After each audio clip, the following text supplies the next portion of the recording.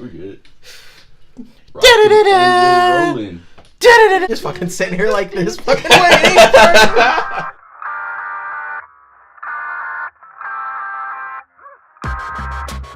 Hey guys, and welcome to episode 60, whatever episode this is, of the Break Time Podcast. I'm Alex. I am Eman. I'm also Inspector Gadget. I am also Hugh Hefner. Yes. Thank you guys very much for tuning in. As you can see, if you're also watching our podcast, not just listening, me and Eman have our excellent costumes on that we wore for his party just last night. We'll be talking about it here in a minute. Before that, I'm going to not hold this on my head the whole fucking time. Yeah. I just wanted it for the beginning. Yeah. But, yeah, so... there's that. Eman, what episode is this? 62. 62? Okay. Is it? I think it might be more. It's like 63 or 4. I feel like it's 63, if anything. I don't know. I just said 60. We're jumping into this one.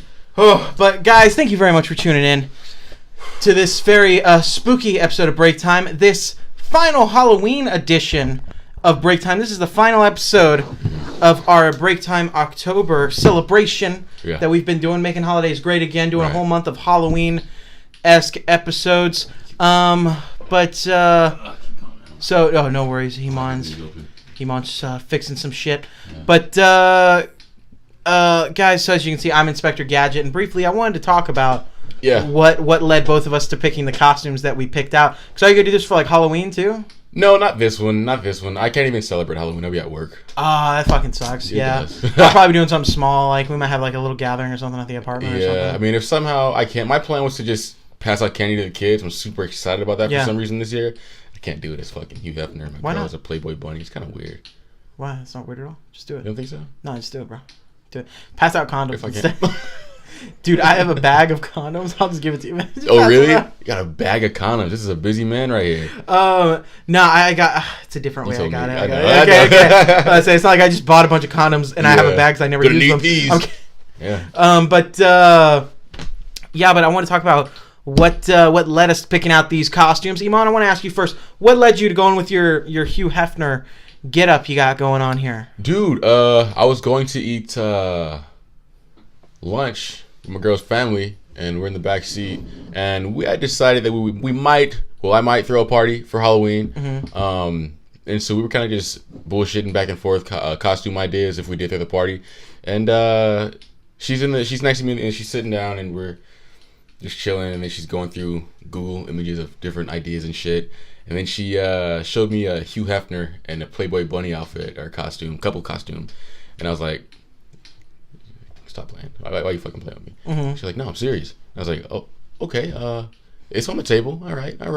And we're still thinking. Days go by, and I'm like, hey, babe, you want to actually do the Hugh Hefner thing? She's like, fuck yeah. So that's how it became Hugh Hefner. And each individual clothing item of the costume was purchased at a different location on a different side of the city. Oh, that's badass, man. Yeah, I had to fucking scavenge for a lot of this stuff, man. It seems like an easy outfit to put together, but it was not as easy as it may seem. Yeah. So me, I wasn't gonna do anything particularly special for your party. Uh-huh. My plan was like at the very least I was gonna because I already have like a suit. I was just gonna put on a suit and tie and some shades and get like something metal and be like, I'm a man in black. Yeah.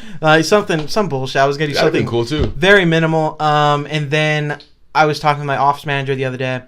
On Friday. Yeah, it was Friday, and I was like, she was like, what are you dressing up for Eman's party? I'm like, I don't really know. Probably just do something, whatever. I was going to do a Johan and buy a 99-cent mask and just show up. But, and she went like, oh, well, let's figure out what you can do. And she started like searching like do-it-yourself costumes.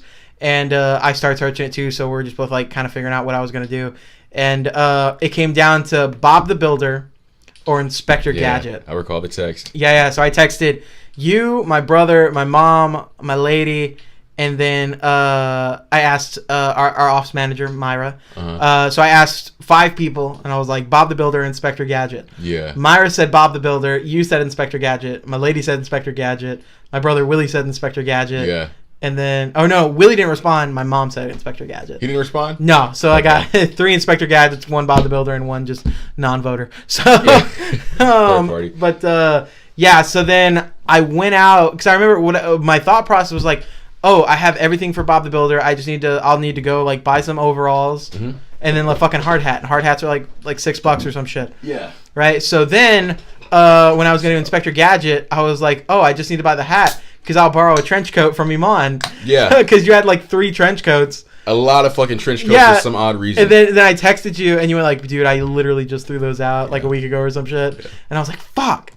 So I drove around to I probably went to like 6 different thrift shops, bro. Yeah, but where the fuck did you find a trench coat after all? I ended up going. Nice one at that. Yeah, I ended up going to the Texas thrift shop. Ingram? No, it's a little down from Ingram. There's another one. There's like 2 of them. At least I think that it's a different one. I'm pretty sure it's a different one because it used to be next to that gym, right? The one by Ingram was next to that gym. That burned down. Yeah. No, this was a different one. Okay. Anyway. So I went to that one, and I kept finding trench coats that were like too small or like too big, or I'd find something that would fit me, but I'm like, it just doesn't look right. Like I found one that fit me, but like the sleeves were like down to here or whatever, just really wide fucking sleeves. Yeah. These sleeves are still a little big, but like it's a lot better as far as like I think they're pretty good. Yeah. But anyway, that last one I went and I grabbed 3 trench coats. Yeah. And I went to go try them on, and the other 2 kind of fit, but weren't like like they didn't look too hot. One of them was a dude's jacket, but it looked very feminine. I'm like, I'm not gonna fucking wear this. And this one I put on, and I was like, look, here's another one that's not gonna. Oh.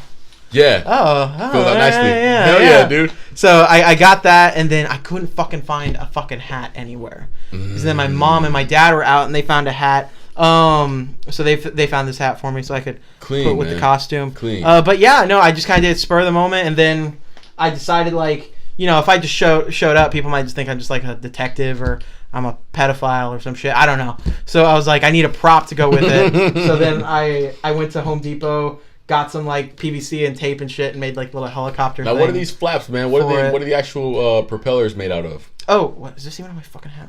Yeah. Oh, anyway. So the propellers are made out of. It's the PVC pipe, and it's just 2 pieces of cardboard, so you can kind of see a little bit of the cardboard right there. Yeah, and I just covered it with the tape, so they just look like the propellers. And then this is like a little dog light. Yeah. Like you're supposed to put it on the tag of your dog so you can see him at night. Dude. And then you just do that. So all I did was I just attached it to the top. You went all the fuck out. Yeah, for this, bro. Man. I was super happy with it. I was really excited about it. So cool. And you might have triggered a new cosplay for you, dog. Yeah, I think I'm just gonna get a better hat. Yeah. And then that or I'm gonna get like a better hat to wear, and I'm gonna like maybe cut holes in this one or something to do like the arms and shit that come out of the hat. Either way, but I definitely think because it's really comfortable and it looks good, so I'm happy with that. But yeah, man. But Eman, what's up, dog? So we talked about our costumes a little bit. Yeah.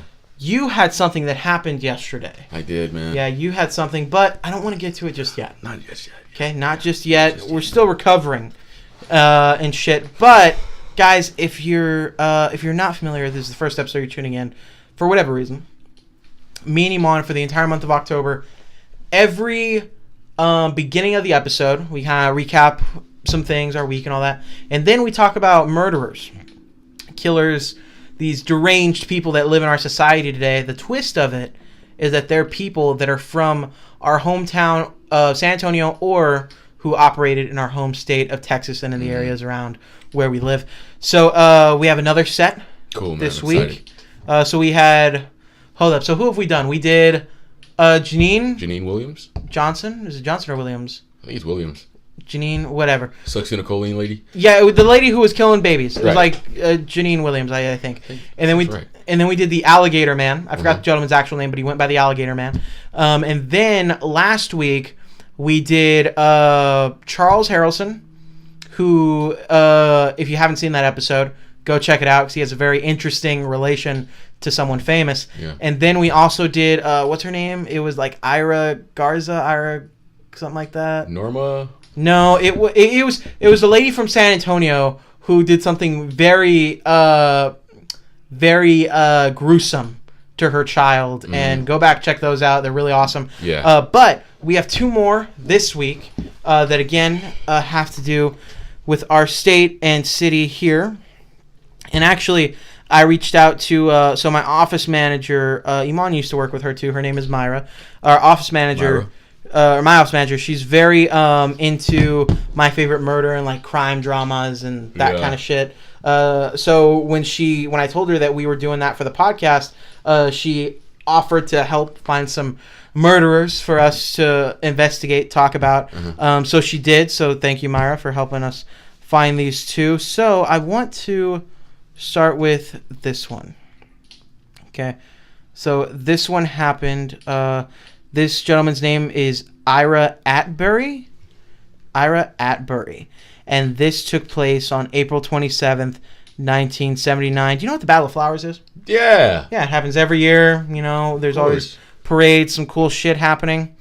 Well, April 27th, 1978, there were 300,000 spectators. All right? Okay. At the Battle of Flowers parade. Great day. 19 what? 1979. 79, okay. I don't know why I thought you said 1958. No, 79. Unless I'm just being dyslexic and somehow pulled that out of my ass. That was probably me. Anyway, 300,000 spectators present. You know, everyone's hanging out, right? Everyone's having a great time. They're having a great nice day. Being festive and shit. Being festive, hanging out with family members. Yeah. Okay. And hold up right here. Sorry, I'm just trying to make sure that I get this.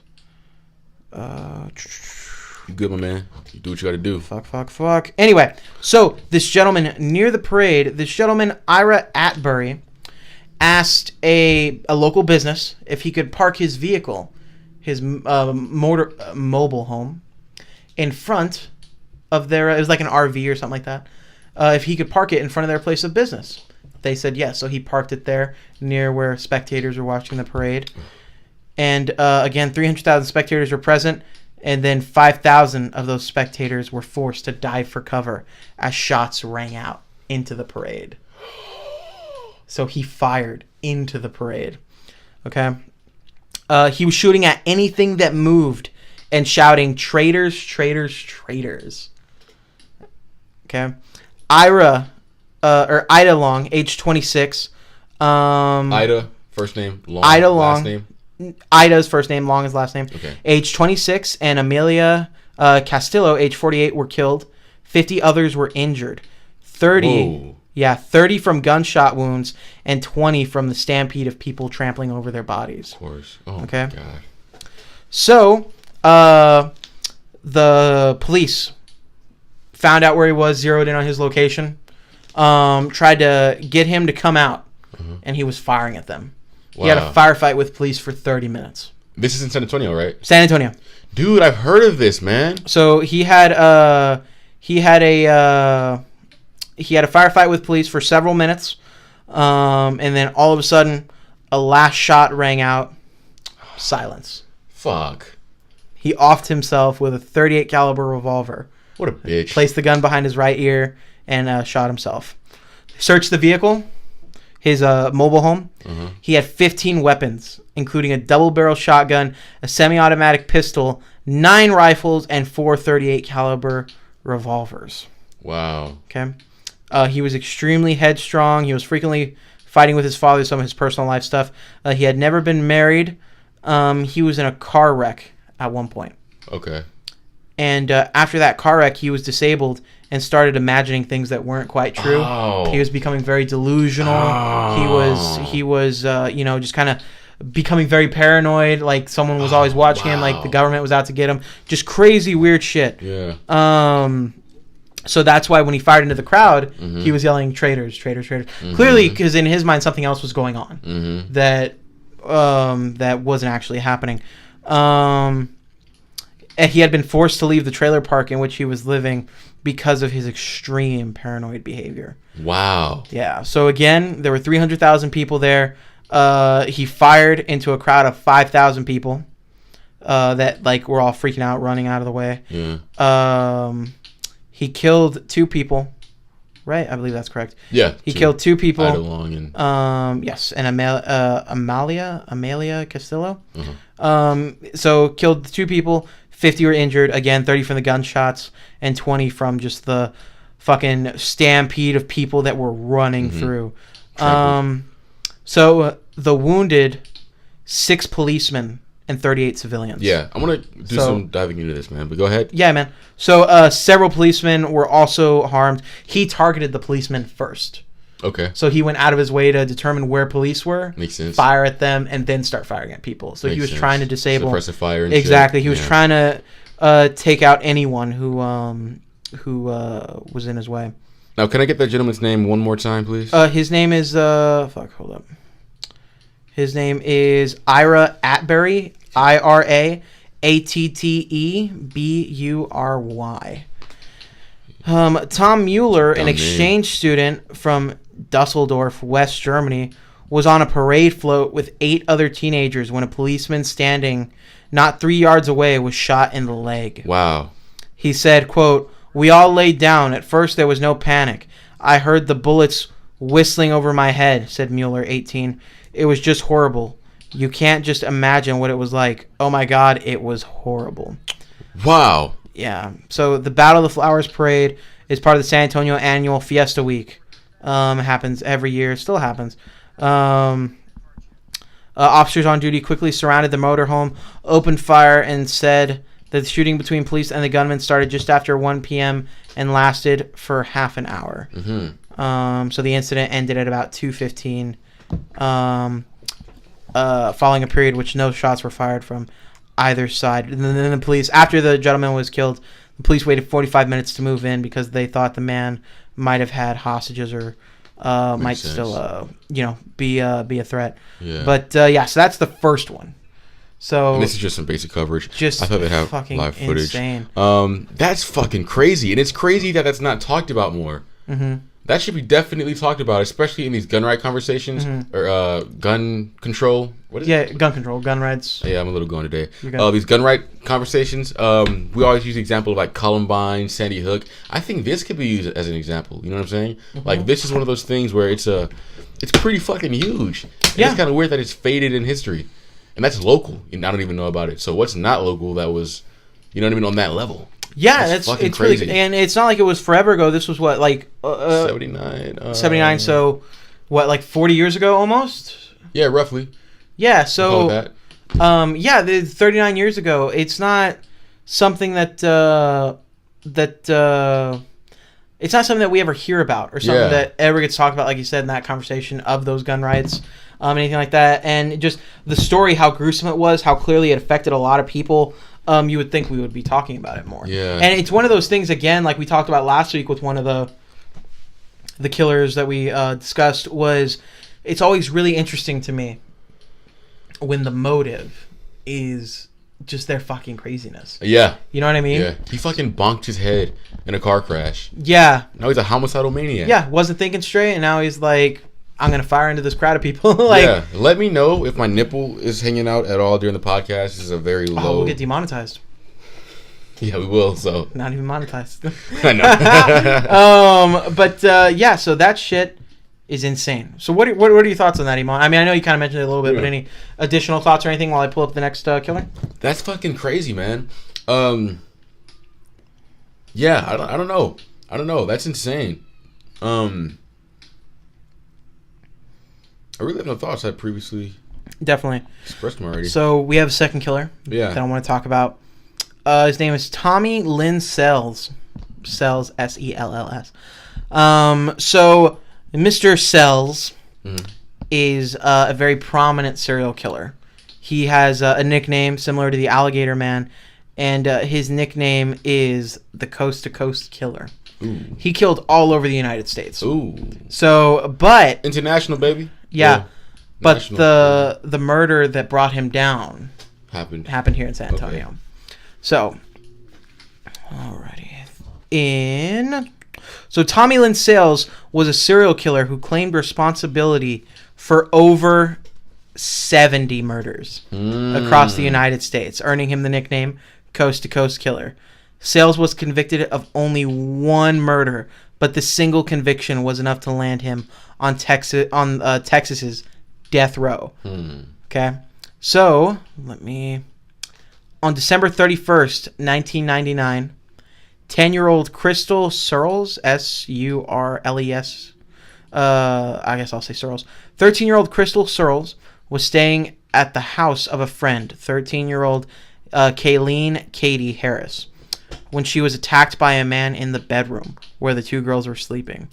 She watched as the man grabbed Kayleen and slashed her throat. Wow. Pretending to be dead, she stayed still until she had the opportunity to escape and get help from the next door neighbor. I'm sorry. With the help of forensic artists, Crystal was able to provide enough detail to create a sketch that eventually led to the arrest of Tommy Lynn Sells. It turned out Sells knew Terry Harris, Kayleen's adopted father. Kayleen was his intended victim that night.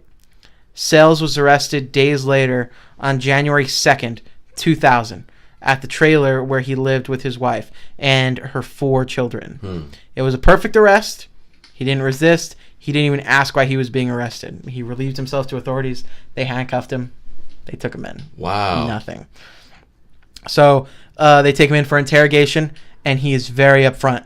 He doesn't even say no. He doesn't ask for a lawyer. He directly confessed to killing Kayleen Harris and attempting to kill Crystal.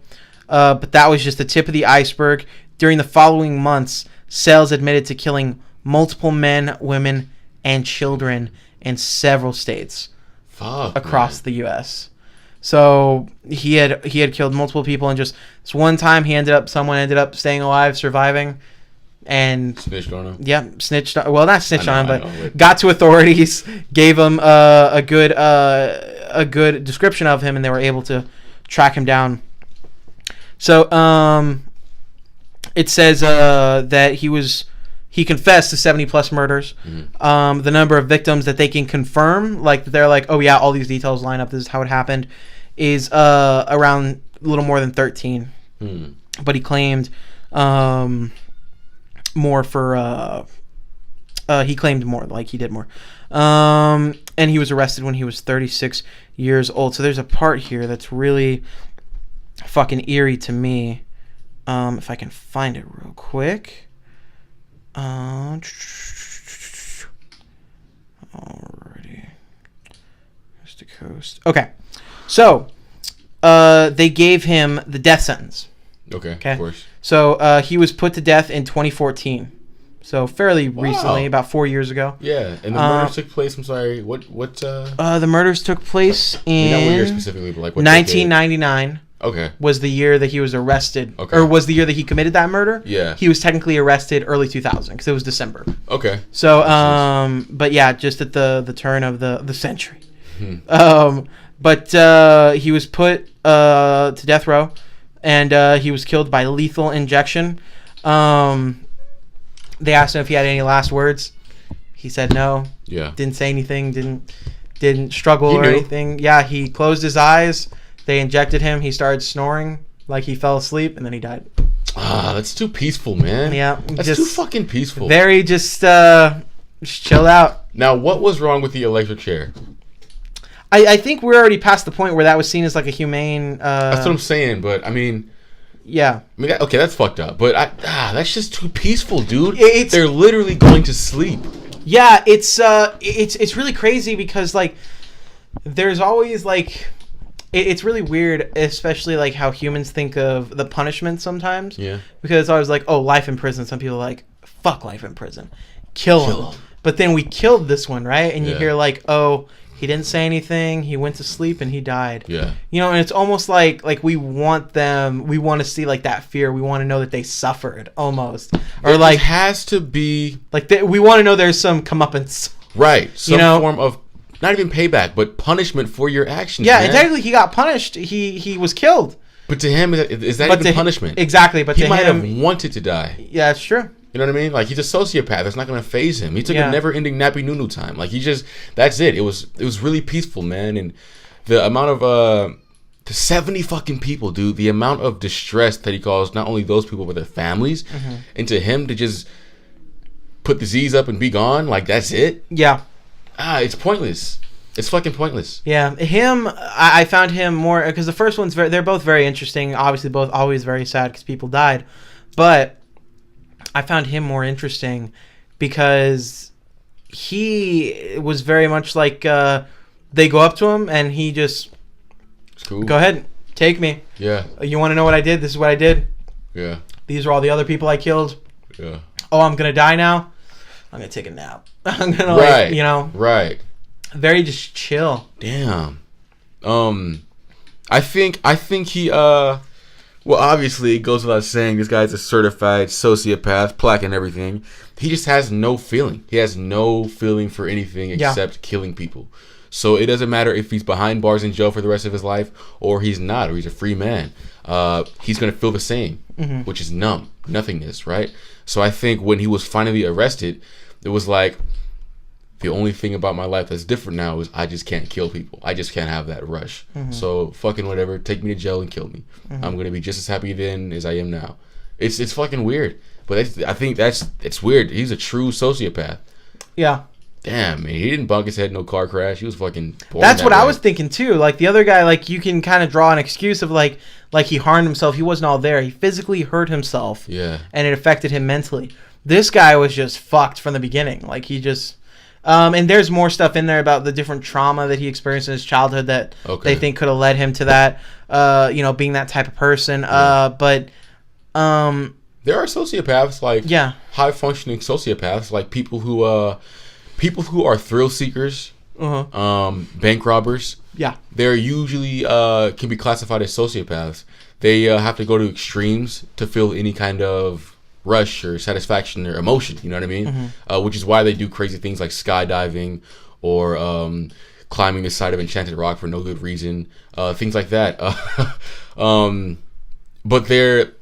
But they grow up in a structured family, a peaceful household, or don't really experience any kind of offsetting trauma in childhood. Yeah. So the thrill seeking comes in the form of extreme sports maybe or shit like that, you know what I'm saying? But if you have a perfect storm of just born with sociopathic tendencies and born into a shitty household, then you get guys like fucking this dude. Definitely. That's insane, man.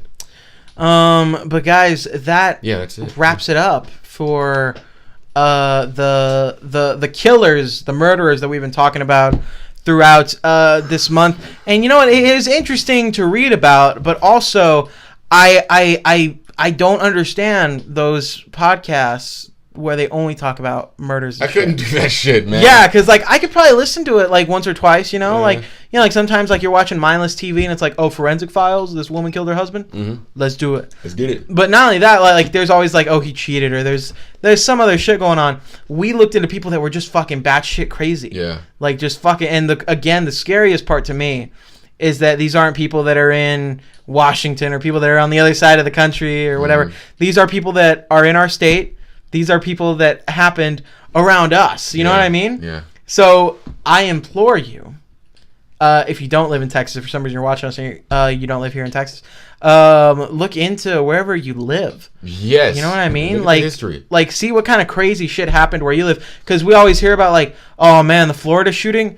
Gosh, that sucks for those kids. Glad that didn't happen over here where I am. Right. But it did. It just maybe happened 30 years ago. Prior, and now it's in the now it's being swept under the rug. Yeah. Not swept under the rug, but it's just like people moved on because you have to move on with life. Swept under the rug. I mean, investigation over. Like, we're not talking about it no more. But that's shit that happened locally. That's shit that you and I in the beginning, had to dig to find. Dig to find that shit. And that's just the tip of the iceberg. We only did what? Well, Myra dug this week, so anyway, yeah. Thanks. Shout out to you, Myra. We only did what, 8 killers this month. So like, no, we only did 6 because we did 2 this week, 2 last week, and then we did Janine Williams. Oh, because we skipped. No. What? No. We still did an episode. We did. Yeah. It just came out late. Oh wow. Yeah. Okay. No, because we were only doing 1. We did 1 Janine Williams, 1 Alligator Man. Then we did 2. Then we did another 2. Yeah. So we did a few. So that's 6. We did 6. Yeah. Tip of the iceberg, and those are crazy stories that are not talked about. Those are the crazy cases, dude. So and there's still more, dude. There's a whole list of other ones that we didn't get to. Yeah. So that's really the sites that I went to find the my guy, dude. I had to just scroll through killing after killing after killing to find that one. I looked in the mirror and went like, yeah, that looks nice. But no, bro. And again, I'm glad we did this. Maybe we'll do it next Halloween, but I'm not doing this regularly. Fuck no. I like to be happy. Couldn't do that. Yeah, because every time, especially because we do it at the beginning of the episode. Yeah. Every time it's always a weird transition and a weird pivot. into like, oh yeah, people died and all that. But now here's our selfish bullshit and thoughts about Halloween the movie. Exactly. But guys, hope you did enjoy that. Yeah, let us know. Dante, you definitely let us know, buddy. Please. But Eman, so, something that was killer, but in a different fashion. Very different fashion. Happened recently. Yeah. So why don't you lead us up to the events that occurred before last night? The events? Yeah, like when... Okay, no, I get it. Like the preparation, when that became a thing. We started off with Adam and Eve. I'm just kidding. So we started off with my lady and I. This is sometime in the summer, I believe. Mm-hmm. Just bullshitting. I'm a little hyped up off caffeine. We're sitting at Cracker Barrel enjoying a nice breakfast before I gotta go to work. With all the other crackers? Yeah. I was hyped up on caffeine. I'm impulsive as is. I say crazy shit as is. But when there's caffeine involved, you can ramp that up times 10. So I'm like, hey, babe. I'm going to throw the sickest Halloween party this side of the Atlantic. I text my parents, hey, can I throw a party this Halloween? They say, yeah. I say, cool. Didn't even fucking think about it. Didn't think about all the planning that goes into a party, everything involved with it. I just said, I'm going to throw a fucking party, so it's going to happen. Flash forward, we're now in October. It's some months later. I'm like, wow, it's fucking happening. It's really fucking happening. And it's really happening. October came. Halloween's coming up. Yeah. No, it's really happening. I committed myself on an impulsive statement, so let's do this shit. So it's getting closer and it's getting more real because I want it to be big, but I understand how people work, right? Mm-hmm. My biggest fear is repeating what happened in January because I just am not in the mental state to manage a fucking riot like I was in January. You know what I mean? I was just ready for it. I wanted it. This time around, so I had to be really strategic. Yeah, I had to be really strategic about how I sent this out, right? So I made little flyers and shit the week of, made little flyers, sent them to my close friends only, sent them to my siblings, so they can send to their friends, and then my girlfriend, so she can send to her friends as well. And word was getting around. Word was getting around, my friend. And so I'm prepping everything as the week's going by. I have this whole list of shit that I gotta get done. Yeah, I was looking at that. It's like a whole plan of attack. Yeah, whole plan of attack. That's how I operate, man. I wanted to get to 520 songs on the party playlist. I got that. That was my crowning achievement. I was super proud of that. But so everything is falling into plan, and it's now the day of, right? And we have our costumes ready. Everybody's excited. All my homies are going. My girlfriend's friends are going. You were coming out. Everybody's coming out. It's going to be a good time. The house is set up. I'm separate from his homies. I'm kidding. I said my homies, my brother. Aww. My brother's coming Jared out. was there? He was. Jared was there. But my sister sends me a post. Well, my sister, she was talking about how a family friend of ours, the name of Ben, shout out to Ben, he's in high school still, right? But he was invited because, he's in high school, he's a cool dude. So I say, come on, come out. And she sends him the flyer. And she gets a text message back that says... Is that why you put that thing on Instagram? Yes. I was wondering why you did that. Yes. He sent her back a text that said, oh, this is your party? Well, fuck, all my friends are talking about it. And so I look... And it's all over Snapchat, dude. Who did that? I don't fucking know, but shit leaks. Shit leaks. So I get with Palma. Palma's he's my consultant when it comes to these parties. Because Palma, he's a part of a promotion group. He used to throw the wildest UTSA parties. He knows what's going on. He knows how people operate and what to do when it comes to parties. Yeah. So I hit him up, and I'm like, hey, man, I'm not sure who you sent this to. I'm not saying it was you. I just want to know. So the flyer was leaked. Is there anything that can be done at this point? Like, what the fuck? What's going on? And he hits back with, it's inevitable. This shit happens. It leaks. Not really much we could do at this point. And I was like, okay, cool. I trust your word. You're my guy, my right-hand man. Mm-hmm. All we can do now is crowd control. So I need you. I need my homies. I texted all my good friends. I was like, we gotta make sure we have proper crowd control. Because I'm not having another fucking riot. And so that was my main concern. I fucking lost sleep over it, man. It was bad. I was really ready for war again, bro. And so it's the day of. Well, I already said the day of. I'm so out of it, by the way. So it's the party's happening. It's popping off, and everything is good, bro. Everything is good. There's no big riot. Alcohol's popping, bottles are flowing, music's going, everything is good. And the party pretty much stayed that way. Yeah. Oh, by the way, next party you have? Uh-huh. The amount of soda that you think you need. I know, double it. By double that. Double it. Yep. I know. So I just marketed the party as a small kickback, small party, big kickback. And that's what I wanted everybody to think of it as. So there's no super high expectations because whatever it's going to be, it's going to turn into. So, yeah, the party's going good, man. And I got to say, dude, even though my 21st was a fucking riot, I met a lot of cool people, had a really good fucking time. This party, I say, shits all over my 21st birthday, dude. I agree. And we were kind of mentioning it earlier, and I know you want to say it for the podcast.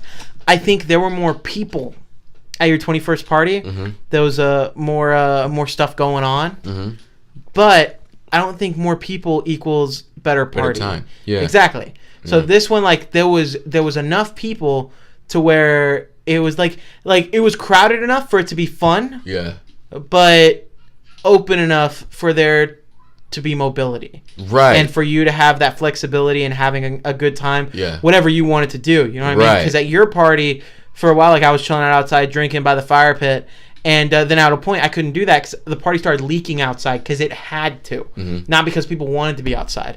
Here there was enough space and enough people to where, hey, if you want to hang out in the kitchen and eat chips and drink and talk, you could totally do that. If you wanted to be in the living room and just dance and fuck around, you could totally do that. If you wanted to be outside smoking or, you know, doing whatever you're going to do out there, you can totally do that. Yeah. There was plenty of space for everyone to be accommodated for the type of experience they wanted to have. Yeah, and that's the main thing, man. When I set up parties, dude, I realized that there are different personality types in all of us.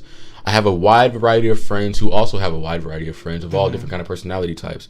Different kind of personalities like different kind of social situations. So what I do with the fire, I couldn't get it going. I was really bummed out about that. But the fire, the patio, beer pong to the side, and the dance floor, I try to make sure that I have a spot set up for each personality type to thrive. I've gone to parties before where it's only a dance floor and all you can do is fucking dance. And people are having a good time. But if you're much of an introvert or don't like dancing, you're kind of off, huddled to the corner. Yeah. And for those people, it's not a good experience.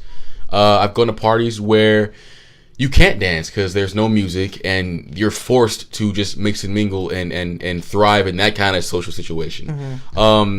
And for those people who don't like that situation, it's not a good time. So I think the best thing to do, man, is work with the space you have to accommodate everyone.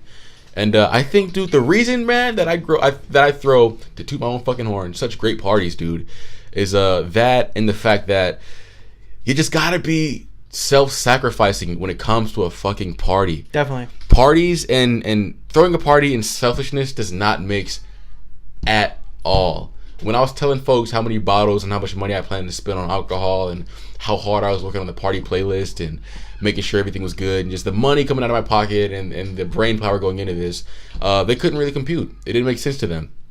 But it was just it's a level of sacrifice you gotta have to do shit like that, man. I was telling my girlfriend as the party was happening, I was like, look, this shit's dope. It's a party, but someone in here, at least one person, is probably having the best time they will ever have in their entire life. Because after this, it's back to school or back to work. They might go to parties, but it's not gonna fit this vibe. We're in our early 20s. The party's gonna end pretty soon. They're gonna raise their family and take on more responsibilities and not have time for shit like this. Yeah. It's gonna fade out. Goddamn, Eman's going very poetic with this shit. I think deeply of this shit, dude. I think deeply of this shit, man. So I like providing the environment for people to have some of the best times of their life. You know what I mean? So yeah, dude. That's why I took this shit very serious, and I'm glad that everybody had a good time. It was bittersweet, but it was nice to see people depressed because they had to leave because the party was over. You know what I mean? Yeah, like they're like, fuck. Yeah. Bro, that just means all those people are coming back when you have another party, bro. Dude. They're coming back. So when's your next party going to be? I don't know. I'm not even thinking about it, dude. I'm not even thinking about it. Yeah. It was not even 24 hours ago, yeah, man. I know, bro. Let me breathe for a second, dude. I'm running on 5 hours of sleep right now in the past 48 hours, dude. Like, I've just been stressed with this shit, dude. I've been trying to be cool about it, but I'm happy that it's over and I'm happy that it happened, dude. It was fucking amazing. But the next party's going to happen. Again, it's going to be a big kickback, small party. Yeah. Bigger kickback. You know, every party's an improvement. I improve on previous mistakes. So, yeah. Hey, the cops only showed up once to this one. They didn't show up at all. I thought they showed up. No, they were bored. They were cruising around. They cruised around my area Oh, okay. Somebody came up to me and said the cops showed up. Yeah. And that was like right as that happened, I was going upstairs to grab more cigars. So somebody was saying that and I went, oh, okay. Right. And we're so used to this shit now. I went upstairs, I got the cigars, came back down, and I was like, cops? And somebody was like, nah, they're gone. And I was like, cool. That's it. So, yeah, I was just so used to this shit. It's funny because you have those folks who may not go to house parties that often. Yeah. Like my boy Cody. I think Cody was the one that told me. I'm chilling, doing my thing, having a good time, and he walks up, bro, they're saying the cops are outside, dude, the fucking cops. And I'm like, hey, pause the music. I walk to the front door. My sister and brother are peeking out the peephole, and everyone's quiet. The whole party quiet down. I'm like, guys, keep it down. I walk up, and it's just word of mouth. Now, when it comes to cops and just word of mouth at a house party, for some reason, you never listen to word of mouth. Unless I see the cops, the party does not end. I don't give a fuck who said what about the cops being in the area. If I don't see the cops, the party does not end. And so I walk to the people. I'm like, Aaron, Ebony, my brother and sister, are they out there? No, they were just standing there in the area. Cool. Cut the fucking music back on. And that's exactly how it happened. Yeah. Because people get paranoid. People do stupid things because they think they're going to get arrested or some shit. I think my fucking gate was broken last time because there was a riot, people trying to escape. And it was a lot of false alarms that make people do dumb shit. When a party gets raided? Nothing. People, they say go home, right? They say go home. It's all just crowd control. Yeah. They don't have enough fucking handcuffs to punish everyone at a party for getting raided. That's what I thought, because like when your 21st happened, I didn't give a shit because cops showed up, and my only thing, because immediately my mind went to, the only people I know here are Eman and Cody, and they're 21. I don't know the rest of these people. Like, that's cooling, like, right? you know, I'm chilling, bro. I'm here. Yeah, if anything, you're bummed out because it might end. You know what I mean? Like, that's where I'm at. So, they were hypothetically, if at your 21st birthday, if there were people that were maybe a little younger, hypothetically, not that happened, but hypothetically, if there were more people that were younger, you know, they might have freaked out. Yeah. And not have known that they weren't going to get arrested, and jumped over the fucking fence. Yeah. And ran out the door, pushed past the cops. Right. With bottles, like thinking that they're all gonna fucking get arrested. Threw away all the theoretical weed they may have had, and they plan on smoking with party goers as well. So kind of killed that experience. A lot of dumb shit for false alarms.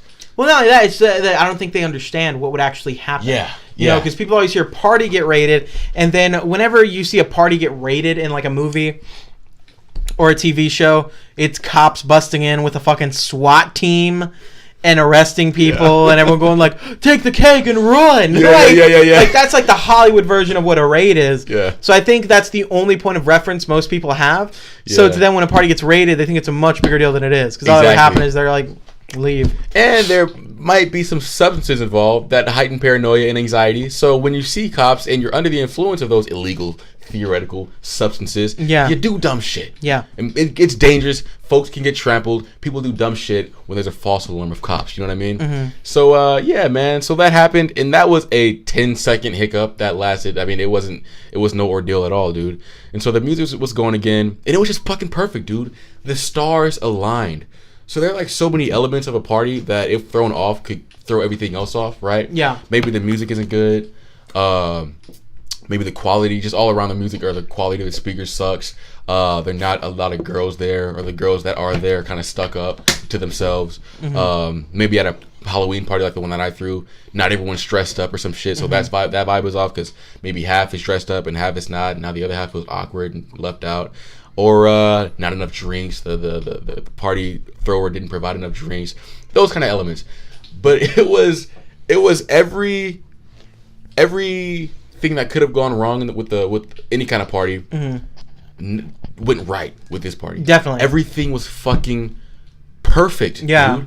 There was a checklist of like, all right, well the party's gonna everyone's gonna freak out at the party if any of these things happen, and luckily. None of those things happened. Everything was great. Everything was smooth sailing. Everyone was having a blast. Yeah. It was fucking fun, bro. I had a blast. Like it was really fucking fun. It was nice. It was cool seeing you and all of my good friends, dude, in a different light. There's something about a house party that brings out a different side of people. Like I've been your friend for 10 plus years at this point. Yeah. Been Cody's friend for damn near 20 years. Been Jared's friend for like 15. I've known you guys for a long fucking time. What's up? No, go ahead. But at a house party, I've never seen that side in the decades long that I've known you guys until what happened last night. Yeah, bro. Everyone. It was really weird. Everyone, like, especially when you're drinking a little bit or, you know, smoking or, you know, like I was smoking cigars and shit. Mm-hmm. You're very loose. You're very just like open with people and very just like homely and shit. Like, and it's you funny. were nice. Yeah, that was my in my opinion. There's something really special about like getting drunk with a bunch of your friends, because when you're kind of drunk like at a party where you're just kind of like you don't know anybody and all that, that's when people get like aggressive or there's like stupid bullshit going on. When you kind of know everybody, like they're good friends, you're being really open, you're nice to everybody, you're you're just kind of wanting to talk to everybody, like hey, let's hang out, let's dance, or let's chill out, let's smoke together, let's drink more, you know, whatever, right? And I will tell you though, what's going on, man? There was there was I won't say if it was a few people or just one person, but there was definitely an occasion or two during the party where like I was vibing out, it was good, I wanted to talk to everybody, and then certain individuals would get in the picture and I'd be like, except you, like, oh wow, like you're killing my vibe. Oh, a little wow. Bit. Yeah. So that happened like probably 2 or 3 times at the party. Oh man, you got a name drop after the. Yeah, well, yeah, definitely. Yeah. But like during it, because like it was great. Like there were people walking up to me who I'd never fucking met before. Yeah. And I was like, oh hey, I'm Alex. What's up? Like, hey, you want a cigar or something? Or you know, we're just hanging out, we're having a great time. And then there are people I haven't seen in like years or whatever. I just haven't seen in like forever. Like Caleb, I saw him recently, but we never talk or see each other except at your parties. And me and him were just talking and stuff and smoking together and all that. And that's great. It's a fun time. And then again, just everyone else is very homely. But again, for me, there was like 1 or 2 occasions where I was like, oh, that's tough. Really killing me, Smalls, right now. You're really fucking killing tough, me, dude. But I mean, you can't have everything, I guess. Like it was. Yeah, but it wasn't enough to where I was like, this ruins my experience. Yeah. Cool, man. That's fucking dope. It was just kind of like at a point where I was just kind of like, that's happening. But, okay. And there was part of me that's like, hey, drunk Alex, that thing you want to say, get back here. Like, fuck you. Like, shut up. Were you? Yeah, you were shot. Did you shotgun a beer with me? Yeah, bro. Oh, you shot. I almost fucking threw up. Not fun, dude. Shotgunning beer is not fun. I was talking to my lady about it earlier. Yeah, well, she was. I was talking to my girl about it earlier, and me and her were talking about it, because I said I was asking her, I was like, have you ever shotgunned a beer? Yeah. And she was like, yeah, I've done it a few times. And I was like, yeah, I did it for the first time yesterday, and I think Eman might have done it for the first time as well. And we both did it, and I was like, it's fucking one. I don't like beer. Right. That's probably there's some beers that I do like. Like there's some better beers that just have a better taste to them and a better feel to them and all that. But like when you're shotgunning a fucking, what did we do? Bud Light or something? Bud Light. Which is the piss water of rednecks. I forgot his fucking name, but thank you, random guy. One guy walked in carrying 2 cases of beers that we ended up shotgunning. Yeah.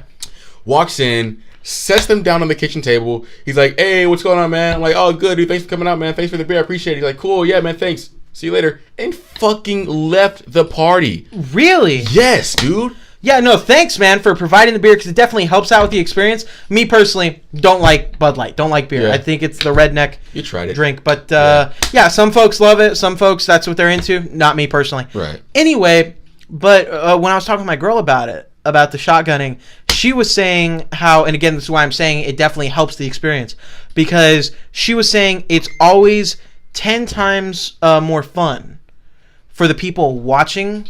Ooh, she said that? Yeah, she's smart. She's like, it's always a lot more fun for the people watching and having that experience than it is for you. It's more for the crowd. Because if you notice, watch a video where people are shotgunning beer, and it's never like, oh, guys, that was awesome, I shotgunned a beer. Yeah. It's always, I'm doing it because there's a crowd of people going, shotgun. Yeah, so that makes sense. It's definitely one of those things where it's like crowd surfing or whatever. Yeah, it's like doing the cinnamon challenge. Exactly. It's not great for you, but you're getting that affirmation from people. You're not even the affirmation. You're helping the vibe of the party. Yeah. Like yesterday, someone got tased. I don't know if you want to say who got tased. Caleb got tased. Yeah, so Caleb got tased.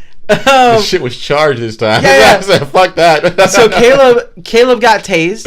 Yeah, Caleb but got tased. I'm sure it wasn't comfortable for Caleb. No. Caleb didn't go, oh yeah, I got tased. Oh, that was great. But he did it because it added to the experience. It was for everybody else. Right. It was not for Caleb. Right. Like if Caleb and the dude who tased him were in a room alone, like Caleb wouldn't have gone, bro, you know what'd be dope?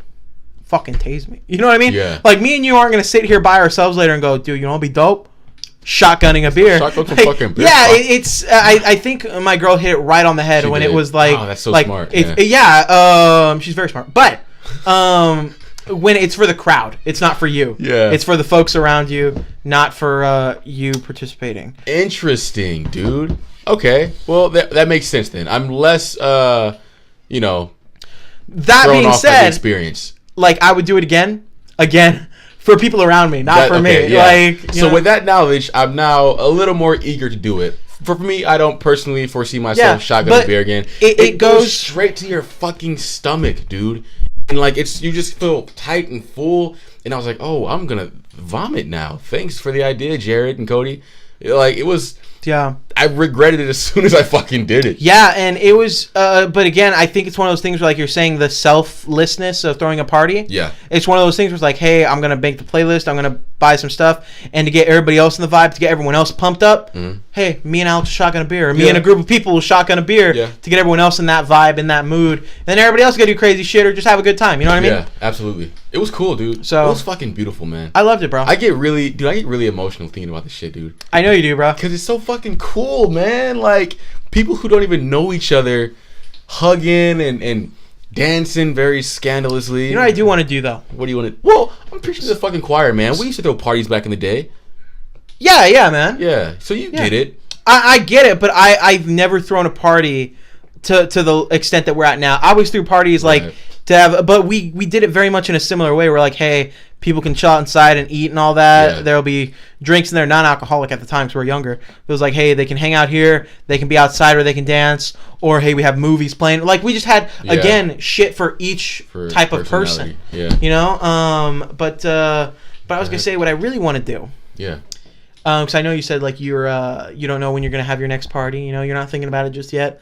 But I think it would be dope if we just invited a few people together, maybe a couple guys or whatever. Yeah. Smoked some cigars, had some whiskey. Yeah. Like just something nice like that. Fuck just like yes, like dude. a little kickback thing. Maybe 6 to 10. Yeah, man. Just like a 5 closer... of your closest homies, 5 of my closest homies come together, dude. Just get together, break bread and smoke, drink, dude. You know. That'd be really dope. That's what I like doing. I like breaking up big shit with small shit. So that'd be perfect, man. I'd love that. So tomorrow? No, I'm kidding. No, I think that'd be really dope. Yeah, I think that would be really fun, and I'd be so down for that. But yeah, man. But overall, party was fucking great. Thank you, man. I appreciate that. Thank you for coming out, man. Thank you for providing a good energy and working hard on the costume. That all adds to the element of the party. Thank you to the ladies that came out. The ladies were fucking... The girls at this party, dude, were fucking dope. Oh, yeah, bro. Wow. Oh, you said thanks for working on the costume. Yeah, so I was just showing it off again. That shit real what quick, the fuck? Yeah, it's the only times I'm gonna... One of the few times I'm actually gonna wear this. Yeah, you gotta get your uses, man. But the girls, dude, were cool as shit. You know what I mean? Like, that. Not one girl at the party was stuck up because... Yeah. Everybody was fucking comfortable. Yeah, I noticed that, bro, because there were there were a few times because people would kind of come into the picture, right? And there were girls that I never met. I don't know, right? But like to take it back, at your 21st party, there were a bunch of girls that I walked near or kind of were interacted with briefly that were very like, "Hey, I'm chilling here. I'm with this one person that I know. Back the fuck up. Like I'm by myself." Yeah. You know what I mean? But this one, like, there were girls that were coming in that I'd never met before. They were like, oh, hey, I'm so-and-so. And I'm like, oh, hey, blah, blah, blah, whatever. Like, it was just, everyone was super, just like you said, open and inviting. Yeah. Nobody was like cool, standoffish. Dude. Yeah, man. Like, literally all the girls were dressed up. Oh, yeah. They were slutty, but a very appropriate level of sluttiness. Were they you know all what slutty? I mean? They had that side to them, and they were comfortable enough to explore that side. I guess. And it was perfect because none of the guys there were creeps. Everybody was just cool as shit. Everybody was comfortable. And that's the great part about only inviting. There's no judgment. It was that was the great part about only inviting like your friends because like you don't have these random guys that you don't know. Like little dookie juice that are coming in and they're like girls like like you knew everybody and if somebody and if for some reason like let's say for some reason Caleb comes in and he's creepy as fuck right like smack Caleb and be like what the fuck are you doing get right bro it's one person not gonna fuck up the whole party exactly but not only that like you have that rapport enough with Caleb where you can be like bro check it or leave like, right exactly and but when you don't know people or just like a house full of fucking half randoms like you can't fucking do that you know what I mean and people don't respect you as much too as much as your friends do that I think that's the biggest thing that I really liked about this party is everyone knew you or were connected to like your siblings or in whatever way. Everybody was very respectful of your home. Everybody was respectful of you guys. Like everybody was having a blast. They were being a little irresponsible, As you should be. And that's what I planned for. Exactly. Yeah. But they were still, even being irresponsible, were respecting your home and your family and all that. Yeah. Which I thought was super dope because that did not happen at your 21st. No. At your 21st, people did not give a fuck. They were hypothetically setting up their shit in the bathroom, and they were hypothetically rolling joints just on the counters and shit. And here it was just everyone was very like, "Hey, we're gonna have a blast, and we're gonna do it." It was like a big family, man. Yeah. Like I was talking to one girl, dude, and she was adamant about DJing. At my 21st, this would not have been the case, but she really wanted to play her song. So I said, "Hey, here's my passcode, here's my phone. Have fun." You know what I mean? And I fucking walked away and started dancing. Like there's just a level of trust, man. You can put your guard down. But real quick, dude, like one of the hardest parts about throwing a party at your house that isn't owned by you is the parents, man. Yeah. Because you have to comply with them. So shout out to your parents, though. Shout out to them, dude. Yeah. Shout out to them. I know my dad was fucking stressed, especially coming off with a 21st. Coming off with my 21st. But it's cool now, man, because he saw the way that I handle things, and all three of the parties or gatherings that I've thrown, with no matter what the cast looked like, there was never a time where I was overwhelmed and couldn't handle it. Yeah. Every time something happened, I took care of that shit, and that was it. For example, at this party, he was really nervous about the crowd control. That was fine. He was really nervous that things were going to get out of hand. That was fine. He was really nervous about the mess that was going to happen after. That was all fine, because I made sure it was taken care of. So we saw that, man. And this morning, dude, well, real quick. So around 2 o'clock, my dad, he's upstairs the whole time at this party. He didn't actually leave like last time, but so he's upstairs the whole time, and he comes downstairs because he's woken up by the smell of weed, not by the music, not by the loud people or yelling, but by the scent of weed, hypothetical weed, of hypothetical marijuana, weed like grows in the grass. You can, like the weeds you pull up. Yeah, he smelled it. The scent was so strong, and so it woke him up, and he came downstairs, and I'm over there DJing, having a good time. I just feel this. Somebody grabbed the fuck out of my arm, this hard dad grip. He grabbed my arm and he yanked me to the side, and everyone in the party that's in the area is like, "Oh shit, oh, it just got real." And he walks me over to the door. He's not mad, but he's stern, and he's adamant about what he's saying. And whenever he gets like up there, his voice gets deep, and so he's like, "It's getting a little bit out of hand. It's late. I gotta be at work soon. You got 30 minutes. Shut it down." And I was like, all right. It was cool. And so I tell him, "Look, it's a lot of folks here. I know, but it's just trash. There's no damage. Everyone's cool. Your tablet's over there. It's all taken care of. I got it. It's fine." And so I rest assure him. I go back to bed. The party goes on for a little longer. He goes back to bed. Yeah, he goes back to bed. The party goes on for a little longer. And what he came downstairs to when the party ended was fucking, the house was battered.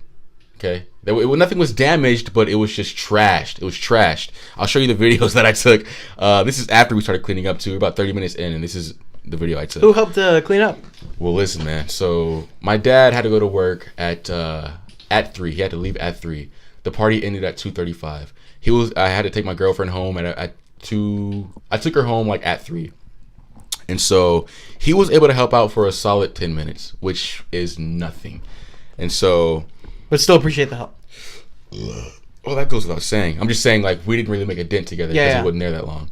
And so, so it was just me, alone downstairs at 3 o'clock. Everyone had left. My siblings were upstairs sleeping. And I'm left with a trash yard, trashed house, moved furniture. And I began cleaning up at 3. Didn't rest my eyes until 6. Fuck, man, I'm so sorry. I should have stayed. No.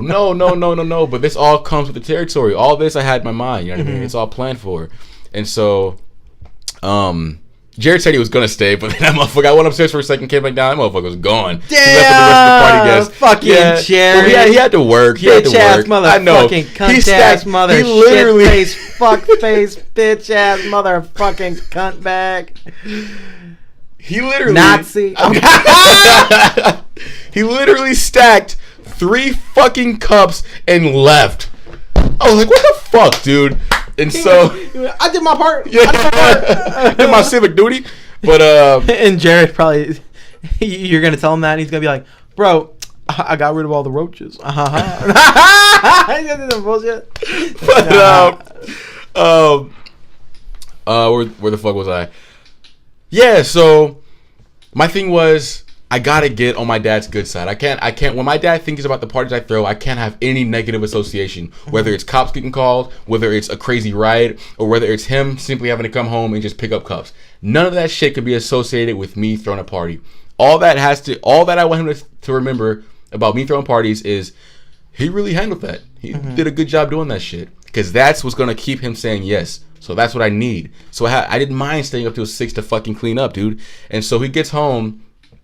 And he gets home around noon, and I'm still in bed at this point. I woke up and I'm just kind of chilling. And he walks in, and downstairs is spotless. I cleaned that shit. I mopped and everything. Backyard is spotless. Everything is good, better than the way it was before. And he walks in and he's like, "You cleaned up all that by yourself last night?" I was like, yeah, I did." He's like, just you." I was like, yeah, just me.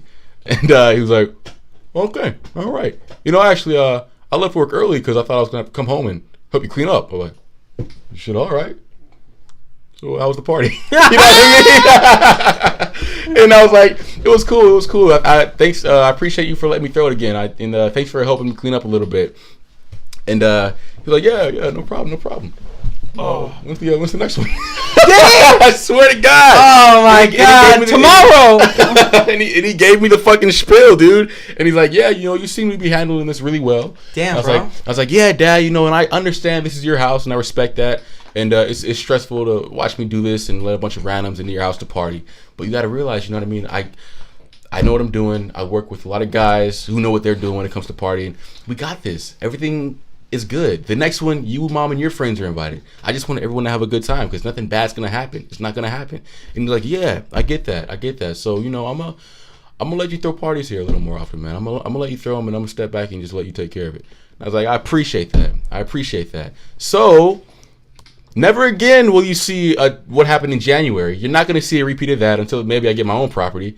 But expect more parties, man. I want everybody and their mom, as long as you're cool, to show up, man. That's gonna be me. I want to be the fucking party guy, dude. What's up? We should throw a break time party, bro. Oh. Like for break time, like to promote the channel and shit. Ooh. Go ahead. I like that. Right? I like that a lot, really dude. Dope. Fuck yeah. Yeah, at the end of the night, we'll play our theme song to play everybody out.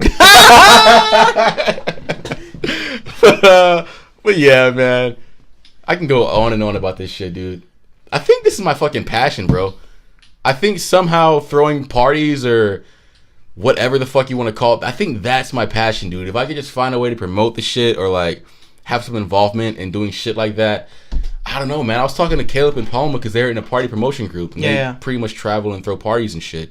And I was telling them, like, dude, I would actually like to open my own nightclub or some shit one day and just have an environment similar to this. Because I feel like I just have a good tap into human psychology and just know how to hack their good timeness. You know what I mean? I think everybody has that wild side. I'm just really good at putting people in environments where they can bring it out.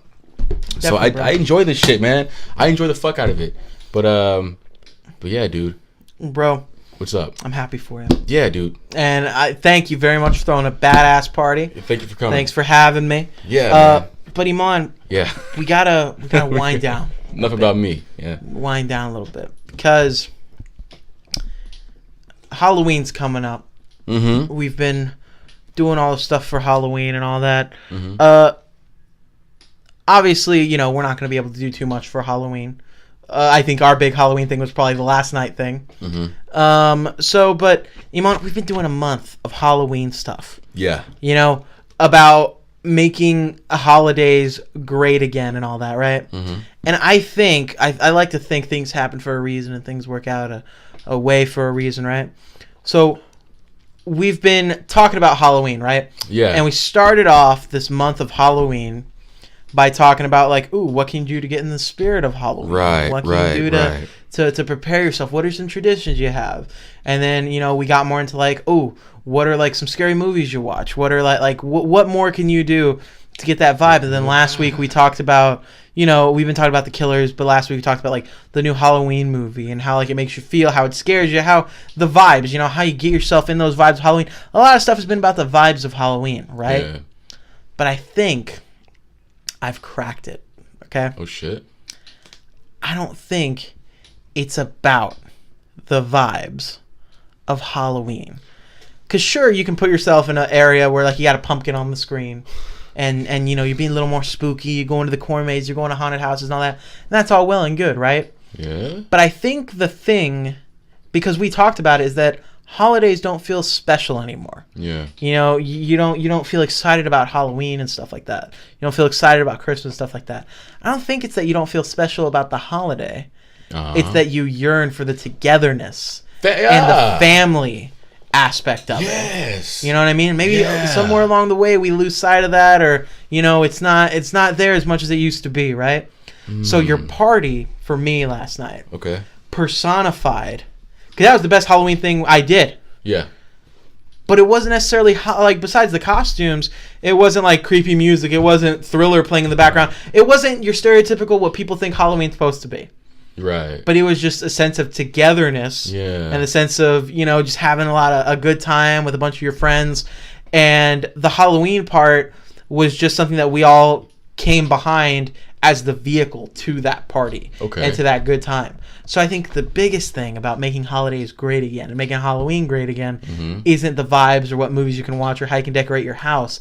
But it's being around good people who are going to give you good energy and good vibes to celebrate and share that stuff with. That's beautiful, dude. You fucking cracked the code, man. Right? You cracked the fucking code. That's what I've been thinking, bro. Yeah, what's up? What do you mean, what's up? What? No, I'm saying that's what I've been thinking. Oh, that's what you said. So I've been thinking. No. Okay. So that's been racking around in my head a little bit, and I think if we had to go through those episodes where we still made good content, we still put out some good stuff for you guys, but I think I was being a little naive on how Halloween needs to be shared. It should be shared with people, not with objects or media. You know what I mean? We having a break time breakthrough, baby. That's what we're having, bro. Break time breakthrough. I'm making sure, Eman. What's my favorite thing to do? What you talking about? What's my favorite thing to do? Just in general? With break time. What's my favorite thing to do? Bring things full circle, baby. So we started making holidays great again. We did it, and at the very end of the last episode of Making Holidays Great Again, I brought that bitch full circle. So fucking calculated, man. No, it wasn't. I honestly just thought about that shit right now. Really? No, I was like, how do I wrap up this this break time celebration of Halloween? And then I genuinely went, well, the whole reason we started it was to make holidays great again. And did we do that? Did we provide the viewers the night? That was what was going through my mind, right? Yeah. So then what hit me was that, we've talked about how to do things during Halloween, but we never talked about how to share those things. Yeah. And what we did yesterday was share exclusively. So essentially what that means is all the shit that we told you isn't necessarily wrong. We just missed the part where you got to make sure you're around good people. Exactly. To share those things with. Yeah. So find some good people, guys. You still got a few more days before Halloween, because I think this comes out on Monday. Yeah. So on Halloween, get some people together. Get some good friends together. Hang out. Hey, maybe you'll miss Halloween. Do it for Thanksgiving. Hey, maybe you miss it. Do it for Christmas, right? Maybe you miss that, or maybe you don't celebrate those things. Guess what? Just fucking do it. Just pull people together. Have a great time. Have a little sit down. Have a party. Drink a little bit. Maybe that's not your thing. You just have a kickback. Have something where you can be with people and be fucking together. Yes, Eman. Hey, you killed that shit. Thank you. Bad man. Thank you, bro. Oh,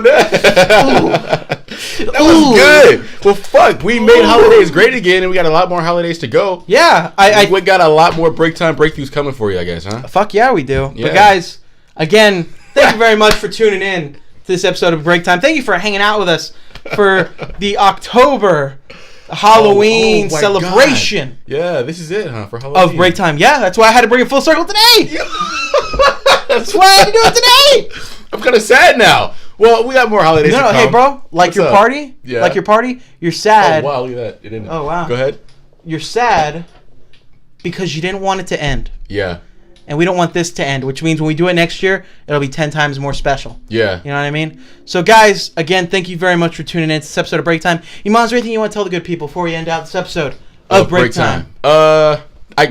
I can't think of anything, dude. I can't really think of much. If you guys came out of the party, thank you so much. Expect more. Not anytime soon, though. Alex, beautiful job. Thank you guys for tuning in to this month's version of Making Holidays Great Again with Halloween. And expect more content for the next holidays coming up. And keep liking and making comments and shit. All right, guys. Thank you very much. And we'll catch you on the next episode of Break Time. Yeah.